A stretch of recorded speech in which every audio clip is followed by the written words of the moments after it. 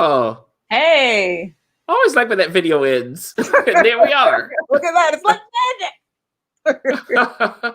Hello, everybody. Welcome to EMP Review for this week, Wednesday, February 3rd. Brandy is with me, the chef, the entrepreneur whisperer. How are you, Brandy? I'm doing well, Chauncey. How are you doing? I'm here.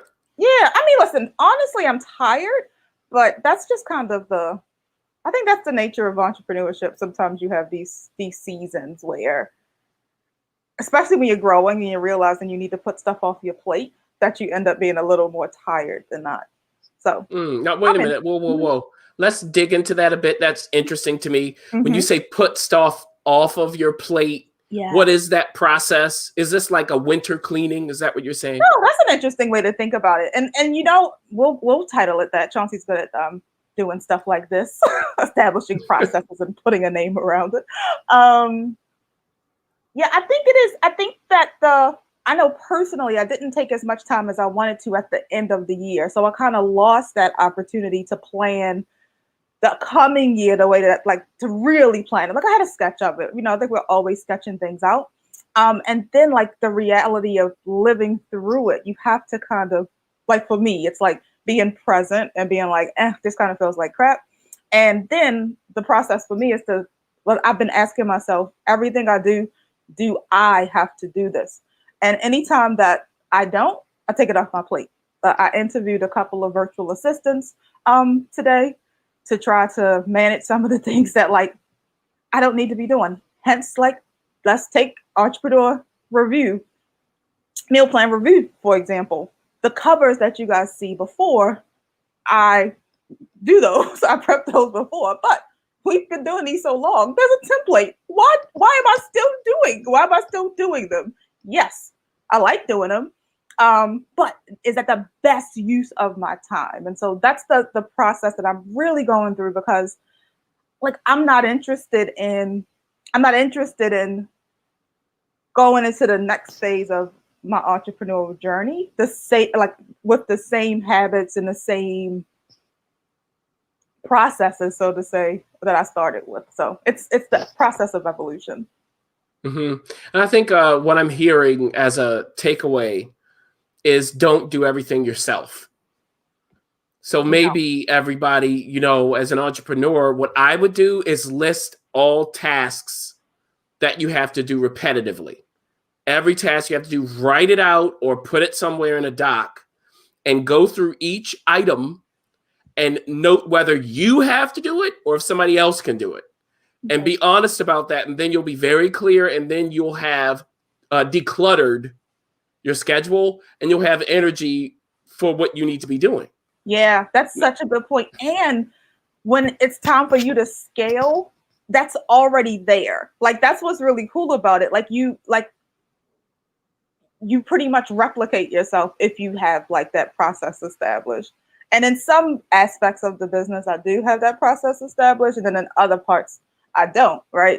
Or not even that I don't. It's just that I think in this phase, I've gotten to the point where I'm like, I just can't do with everything else on the plate. It's like, I can't do other things, even if I like them right now. Like, I love design, but do I have to do it right now? Is that the best use of my time? No. Yeah. Now, what is a good use of your time is the EMP membership. So, Brandy, tell us how to get that thing so we get more insights like we just gave them for free. No, it's part of the EMP experience. Entrepreneur Meal Plan is a community for entrepreneurs to literally have real talk, like Chauncey and I just kind of had to open up the show. So entrepreneurs have this weird misconception, thanks to the magic of social media, that all you do is kind of work from home and it's fun and you're on a beach and everything's great and you got big cars and fancy houses. But all of the entrepreneurs that I know, that's not quite their experience. And I'm sure you may be an entrepreneur where that's not your experience either. So Entrepreneur Meal Plan is a place where we step away from the fantasy of entrepreneurship, right? And are honest about the fact that we need to feed ourselves just as much as we're feeding into our business. Now, entrepreneur meal plan is literally a meal plan. So this membership is going to give you meal plans, recipes, shopping lists. But we're also going to be serving you food for your mind, which different quotes and inspiration, support from other entrepreneurs, and food for your business. So resources that are going to help you to be able to grow your business and like improve the systems and processes and resources so that you can offset things as you grow or as you develop through the phase. Now, oh, and how did I forget? And this weekly live cooking demo and conversation with the EMP team and the EMP community. Now, all of this is only $30.23 per quarter. So it's an investment. It's an investment in yourself, which in turn is going to help you will make it an investment in your business because you, as the entrepreneur, are running your business. I think you and your business are worth $30.23. Yeah, a quarter. Yeah. Absolutely. And as we go through, keep in mind, if you're here with us live, you can comment anytime, give us questions. We will take them on. So with that said, everybody, Brandy, tell us today's topic. Let's be sweet potatoes, you named it. Yes, that's this month. This is February. This is our first EMP review in February. So all this month is sweet potatoes? All this month is all things sweet potatoes. Yeah. So kale was January. Yes. February sweet potatoes. Okay. All right. Yep. And it's a little in honor of what is this month? American Heart Month. So sweet potatoes are good for your heart. Yep. Yep. And it's Black History Month. It's Black History Month. It is the month where Valentine's Day lives. So, you know, sweet hearts. Throwing all the things out there. Super Bowl, I don't know. We eat sweet potato chips for Super Bowl. I don't know.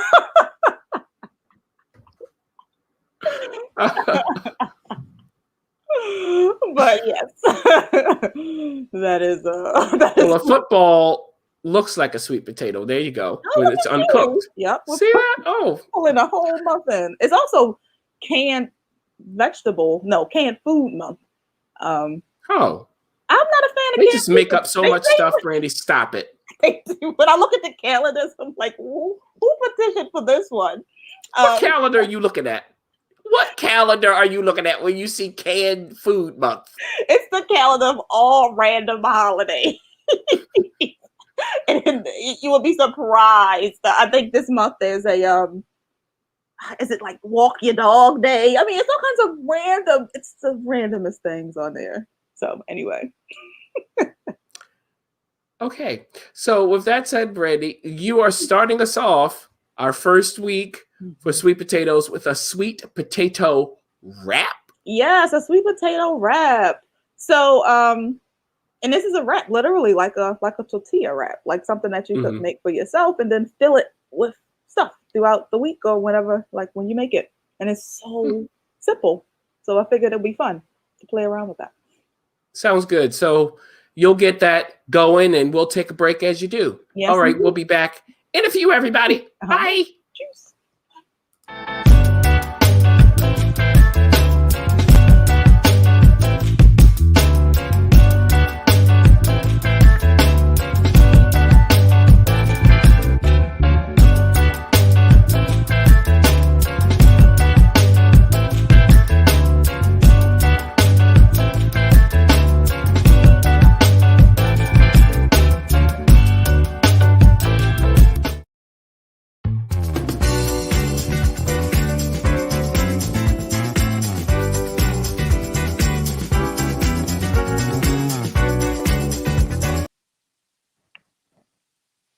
Hey, so I am here with this simple sweet potato wrap recipe.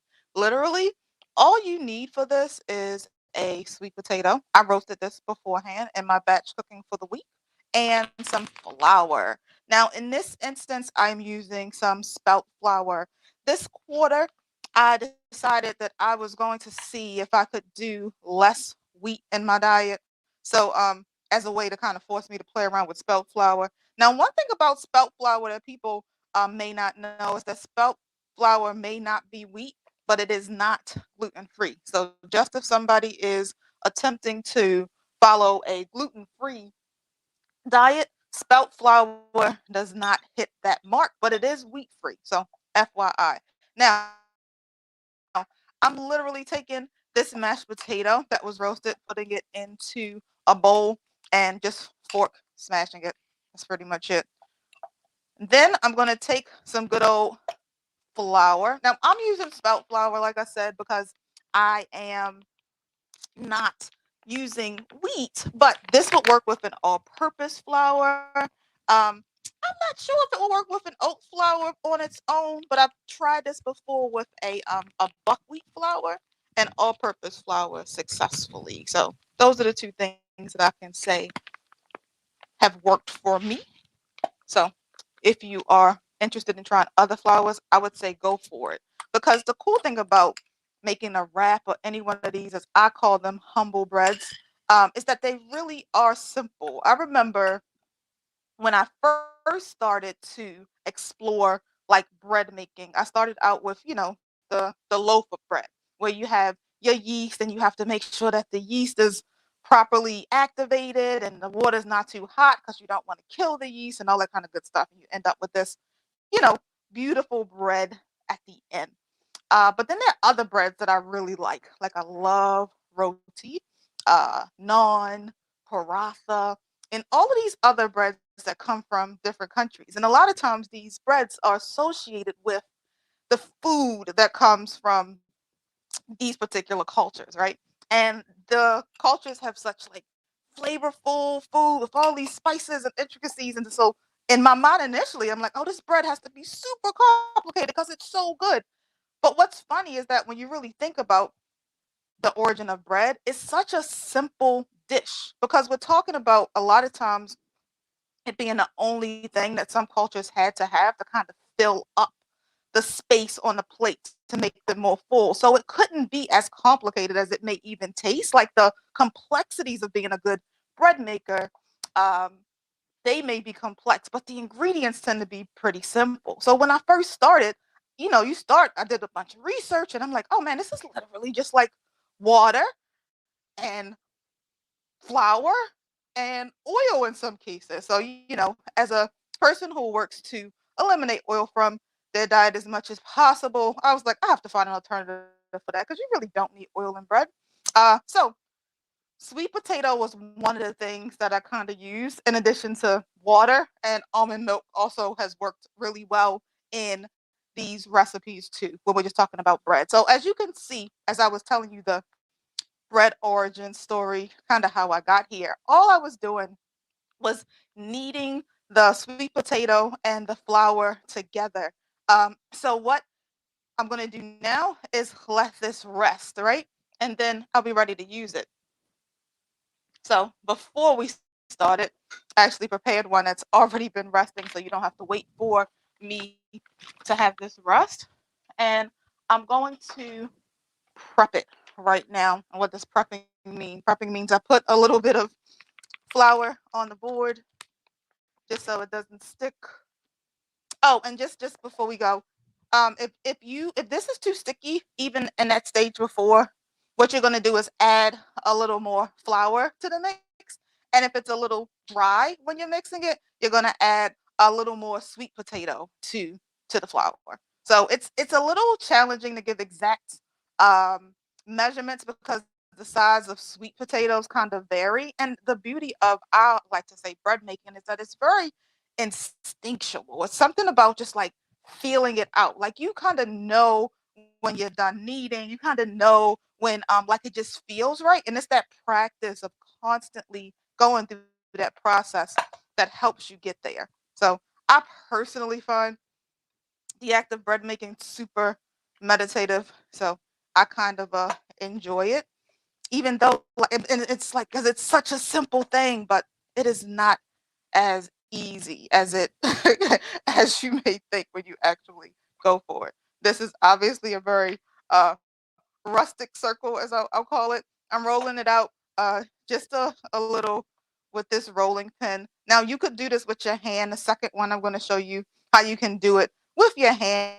if you don't have a rolling pin or you just really don't feel like, I don't know, rolling it out, but this is the process. Yeah. Now I gotta pull it up. And I did not dust. This is important to keep your surface dusted so that it doesn't get sticky. Because remember, we're not using any oil in this, so you don't quite have that releasing benefit. All right, so got this up. It's ready. Now behind me, I have a pot that I was heating, or pan rather I was heating. I'm literally just gonna put this in there and I'm flip it. I'll bring it back over once I flip it, and I'm going to show you the hand version if you do not want or have a like if you don't want to spend the time or you don't have a rolling pin. You literally just take it. Same concept as far as adding your flour to the dough, and you just push it in a circle. And this is really really fun too. Like I love making these discs. I also have made the rollout ones. You have to put them into a pan. I think because they're so thin without like the pan, they just don't come together. But the hand ones, because you can't really get them as thin as you can when you roll them out, they work really well on an open flame. So similar to how you may heat up a corn tortilla on an open flame, you can do the same thing with a hand pressed wrap, so to say. So just a little trick. And as you can see, like it doesn't get as big. It's getting a little sticky. So I'm gonna throw a little bit more flour on it. But the more you play with it, the bigger it gets. So that's the other way to be able to make this. Now this is gonna be a mini a mini wrap. It'll be a little more challenging to put a lot of food in here, but you can get something in there for sure.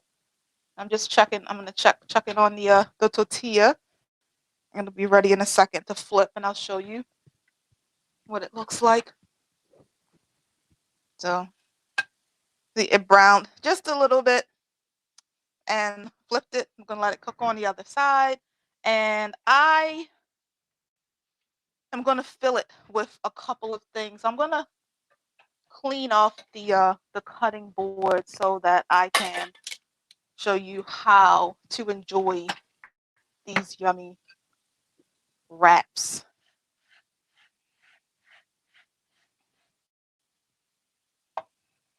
My pastry scrapers over here somewhere.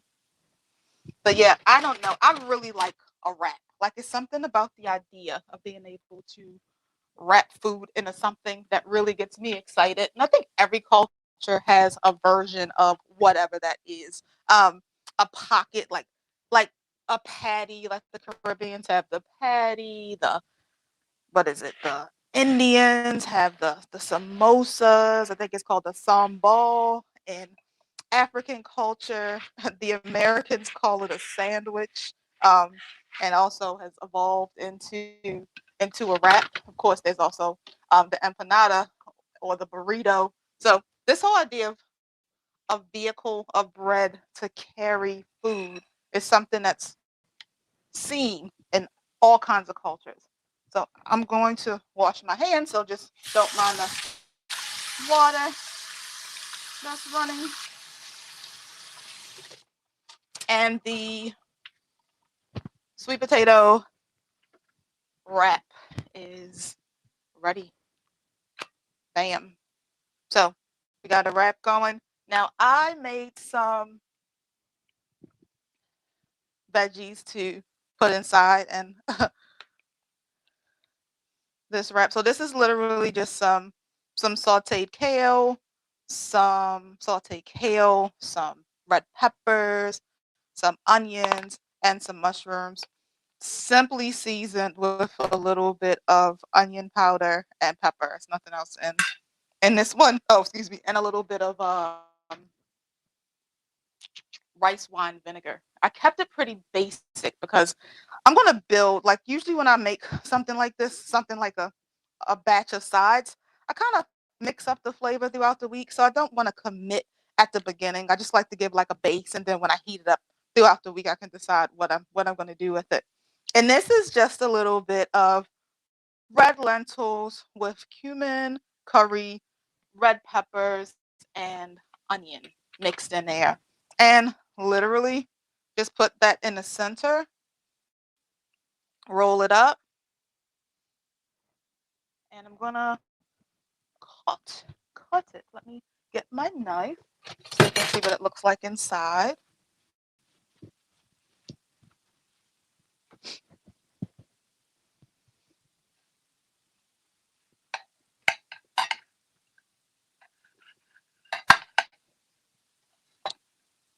And we got ourselves a nice little sweet potato wrap with what I filled, which was kale, peppers, onions, mushrooms, and a little bit of what is that called? A little bit of lentils. So you can literally fill it with whatever it is that you want to fill it with. But I just wanted to show you guys how you could make a simple sweet potato wrap.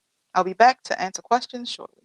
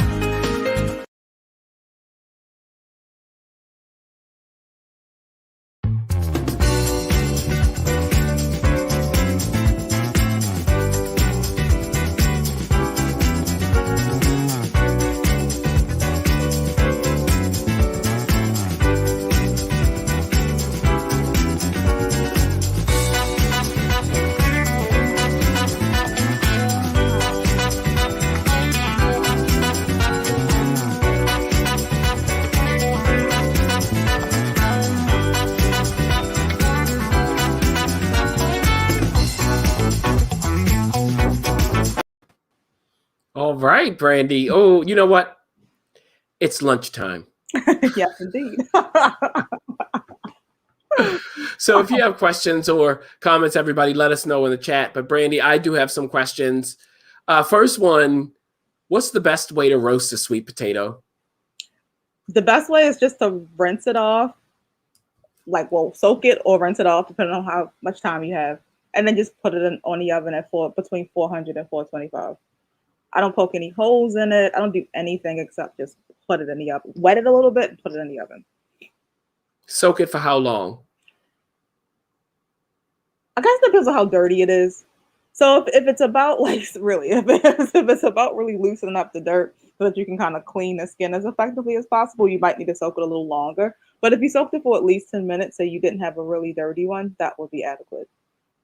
Okay, so you just soak it and then wipe it off. Mm-hmm. Then you just stick the thing on what, like a cookie sheet? How do you put it in the oven? Nope, I just put it on the rack. No cookie sheet or anything. No foil, nothing. Nope, nothing. You just gangster. Yep. Okay, so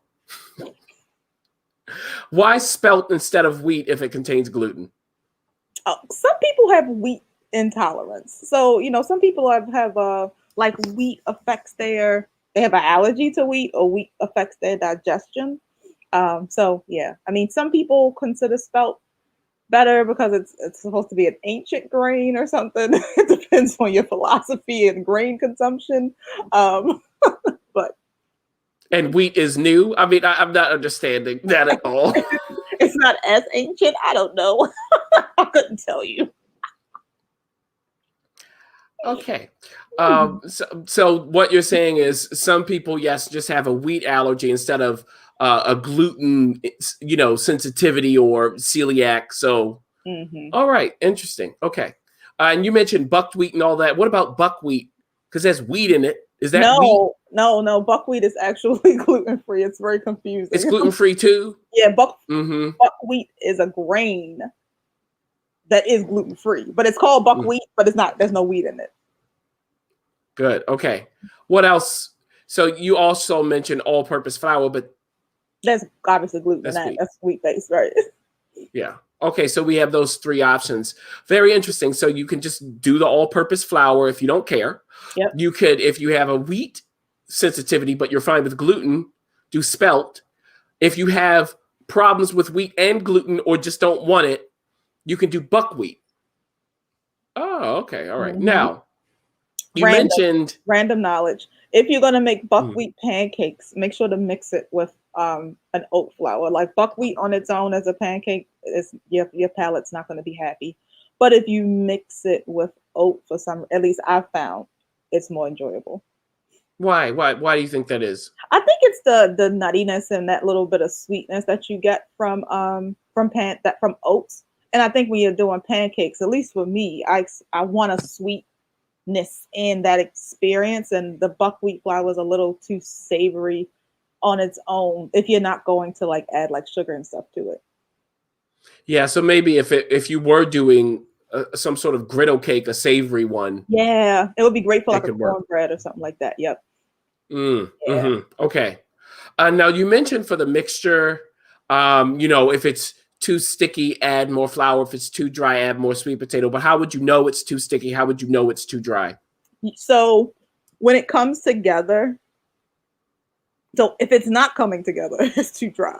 So if you can't even kind of get it together, it's kind of awful. But I say that, but with the caveat of make sure that you continue to try to bring it together, because sometimes with bread, it feels like it might not be enough. Like if you like watch the process, it looked like, oh, it's not coming together. But the more and more you work the sweet potato into the flour, you start to see it come together. Now, once it comes together, if it's really like raggedy and kind of like scruffy, like it's not really smooth, then it needs more moisture. But just a little, like don't overdo it. I will add the sweet potato and a little at a time, because a little goes a long way. And if it sticks to your hand, like when you do it and it's like literally like sticky, it should be smooth but still wet, not like sticky. Gotcha. Okay. One more question. Mhm. Is there ever a time when rolling out the dough is preferable to hand molding it? If you want a big, if you want a bigger tortilla, I feel that to get a bigger, even tortilla, the roll is the preferred method for me. Like if you're filling it, I think that's it. If you're gonna fill it, I think the roll method is the best. If you're just gonna have it to like dip it in like hummus or in soup or something, it's fine if you don't roll it out. Great. Okay. So, any final little tips for us, Brandy, on the sweet potato wrap? Final tips on the sweet potato wrap. It could be fun to add some spices to the base recipe. So what I just showed you was the base recipe. But suppose you wanted to, I don't know, spice it up a little bit and maybe have a spicy sweet potato wrap. You could have thrown some cayenne powder into that flour mixture before you added the sweet potato in to kind of give it a little kick. So that's what I would say. If you're interested, you can play around with different variations, but make sure if you're going to do a dried, like you're using a dried spice, add that dried spice to the flour, mix that up first, and then add the sweet potato so that it evenly kind of goes through that whole dough. Yeah. I mean, you could even turn this into almost a dessert kind of thing. You add some cinnamon to it, a little Yep, bit of nutmeg, vanilla, you yep. know. And then Hey, fill it with a banana ice cream. look at you saying banana. You know that you're about to gag when you say banana. Don't even try it. People love banana ice cream or non-dairy ice cream, whatever, whatever floats your boat. Banana ice cream is great, but I know you don't like it. Unless, you can add some things to it. Yeah, I mean, I have pimped it out before to the point where I can like, okay, I can't taste the banana at all, but without all of that work, I'm not a fan. Well, on that lovely note, we will be back next week, everybody. So that is Wednesday, February 10th at 5:30 Eastern Time. Continuing sweet potato. It's sweet potato hash Yes, sweet next potato Wednesday. hash next Wednesday. Sounding good to me. And we will end with an image of that wonderful wrap you just made, Brandy. But before we do, take us out. Yes, guys. So thanks so much for joining us for the Entrepreneur Meal Plan Review. It's the place that you come to ensure that you are feeding your body and your business well. So remember, you as the leader of your company are no good to yourself if you don't take time to feed yourself well. Until next week. Yes. So always do life and business well. See you next week, Brandy. Bye-bye.